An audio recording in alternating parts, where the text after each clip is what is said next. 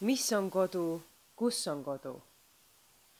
Okei, ma ei hakka keerutama ega pugema. Räägin täiesti ausalt. Ma olen 16-aastane tüdruk Viljandist, kellel on peas asja aetud Ameerika filmide ja megalinnadega, kus kõik paistab olevat täiuslik. Nagu ma juba ütlesin, ma olen 16. Seega ei arva enam, et see kuvand täiuslikest suurlinnadest on õige, aga sellegipoolest ma ihkan sinna. Ma tahan avastada Amazonase vihmavetsi, et peita ennast täielikult loodusesse ja ronida Kilimanjaro tippu, et olla võimalikult lähedal taevale. Ma tahan minna New Yorki, seista Broadway'l keset miljoneid inimesi ja tunda, et mu ümber on elu, et ma elan.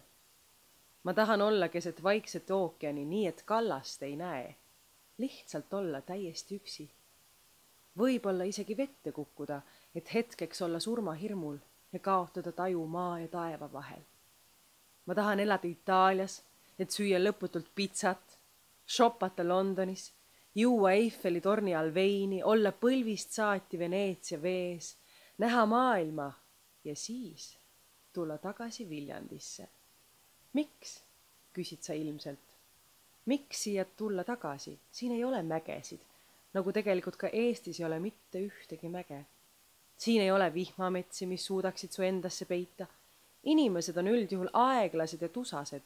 Nad küll kõnnivad sinust sama kiiresti mööda kui inimesed Broadway'l, kuid mitte sellepärast, et neil oleks kiire, vaid pigem seepärast, et eestlased kardavad neid lühikesi viisakus sõnavahetusi inimestega, keda nad nagu teavad, aga samas väga ei tea ka.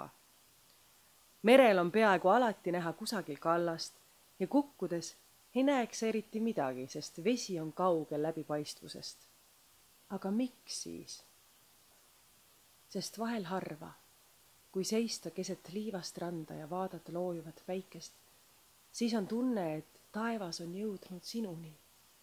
Ilma, et sa oleksid ise pidanud ronima kõrgele mäkke, ilma, et sa oleksid pidanud hakkama enda füüsist kiruma ja lubadusi andma, kuidas ma nüüd vormi kavatsen saada. Ilma, et sa oleksid ise pidanud taevale vastu minema, sest nüüd just siin on tunne, et taevas on lõpuks jõudnud ise sinuni.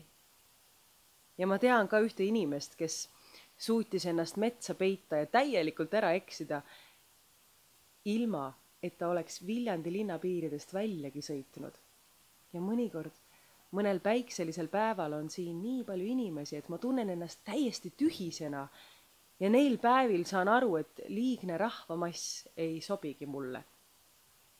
Kord väiksena kukkusin ma maailma avastades vette ja mul polnud aimugi, kus on taevas või kus on maa.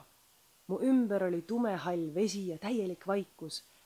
Peale mu enda kiirelt peksleva südame ei olnud enam minuga maailmas kedagi. Tookord ei näinud ma enam kallast ja hirm oli tõeline, kuid siis krahmasid minust käed ja tõid mu pinnale. Tagasi tavalise rahuliku ja vahel täiesti igava elu juurde.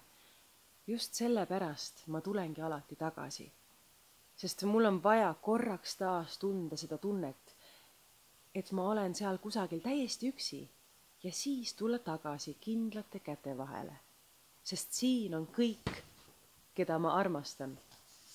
Siin on mu süda, siin on mu rahu, mu hingamiskoht ja ma tunnen, et just siia ma kuulungi.